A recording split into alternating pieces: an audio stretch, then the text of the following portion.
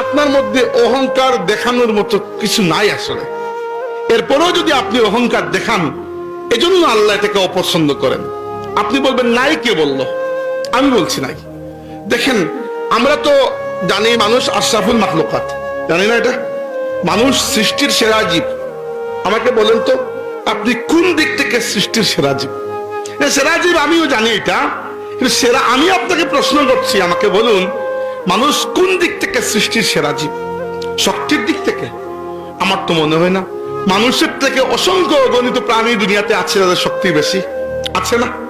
আপনি হাতের সাথে ফাইট করলে পারবেন? বাঘের সাথে পারবেন না। 2 নাম্বার, মানুষ কি গতির দিক থেকে সবচেয়ে গতিশীল প্রাণী?